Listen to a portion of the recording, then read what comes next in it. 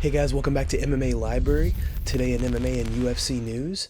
At the UFC 280 post-fight press conference, Dana White discusses TJ Dillashaw's injury that he didn't disclose to the Athletic Commission or the doctors, which played a major factor in his performance against Aljamain Sterling. The co-main event, were you aware that TJ Dillashaw had that shoulder injury leading up to the fight? I had no idea. That's a problem. Yeah. How do you think the Athletic Commission could have missed that? Because he said it had been dislocating a lot throughout training camp. Yeah. Well, I mean, how could the Athletic Commission know if he doesn't tell us? You know what I mean? You got to tell everybody. You got to tell us. I mean, he looked good. He was in great shape. It's not like he came in out of shape. He looked like he was injured or whatever. But yeah, that's something that he should have told us.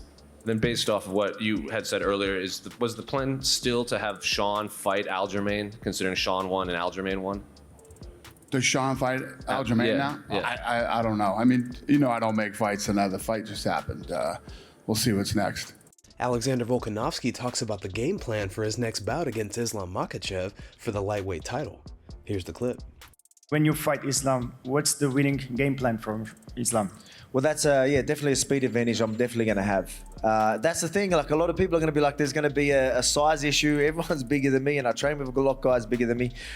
Strength is going to be an issue, but trust me, anyone that knows me, I'm strong. Like, I'm going to tell you that now. And then I'm going to have that speed. Obviously, I've got the fight IQ. And look, the guys that I'm fighting got to realize I'm not going to do what their future opponents, their past opponents are going to do in front of them.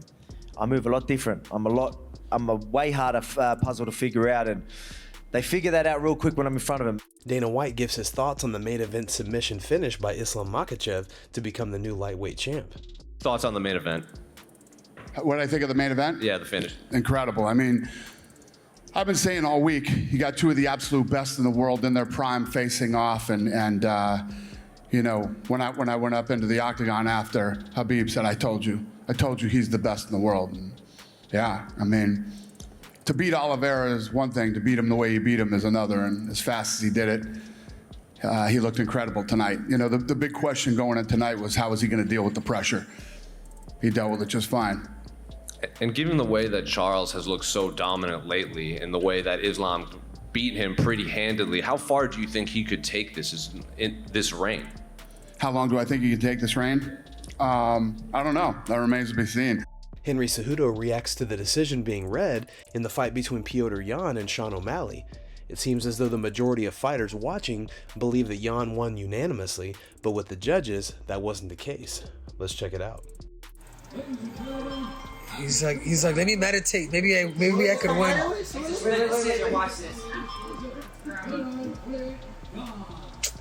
Oh my God, that's crazy.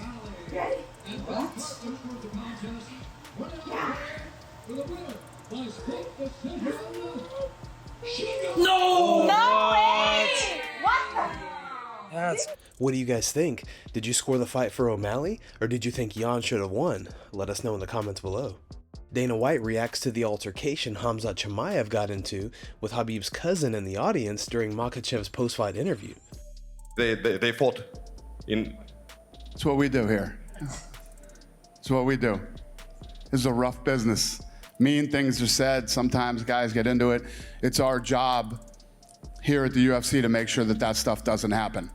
Again, we weren't right on it and didn't stop it from happening, but we got in there. Just these things happen. When you get, we have 800 alpha male and females under contract, and sometimes they cross paths at events, and these things happen.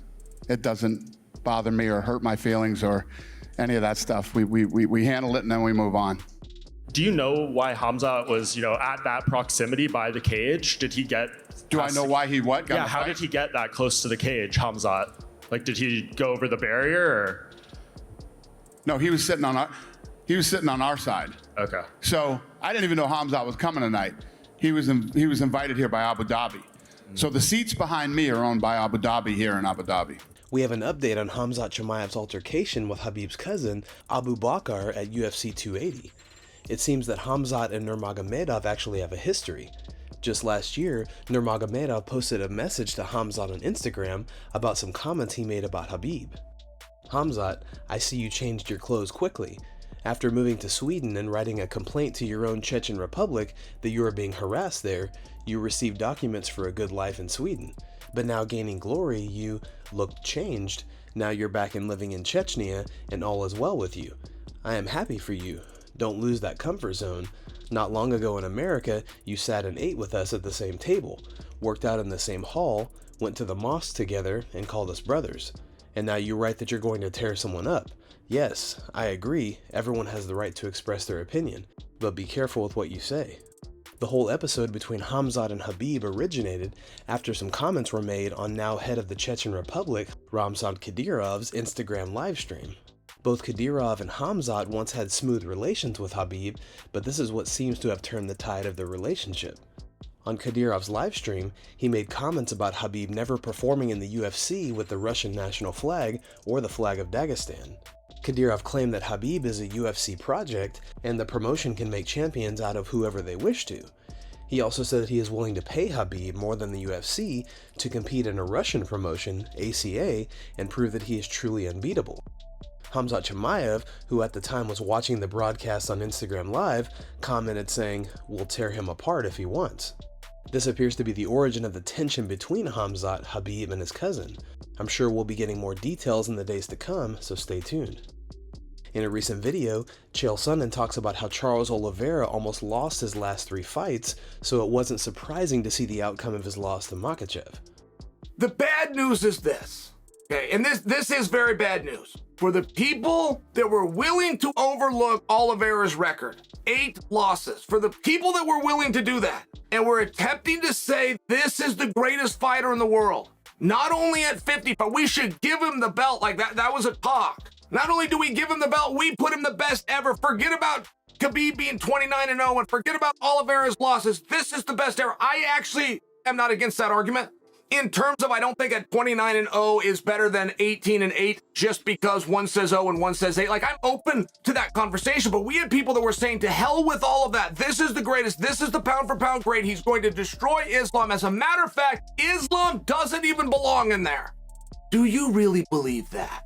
That there is nothing that has gotten Charles the bounce and the notoriety and the stardom like his last 3 fights. And if you watch those last 3 fights, you go, oh my goodness, this guy is amazing. Is that really what you saw? And I would ask you that because in his last 3 fights, I saw a guy almost lose 3 times in a row.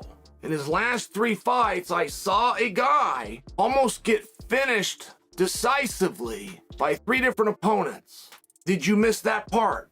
Now, I saw a comeback, and I saw grit, and I saw an overall skill set from the wrestling he showed against Tony to the power that he showed against Gaethje to the submission understanding that he showed against Oliveira. Boy, I saw something special. Please don't mistake me. I saw something special there.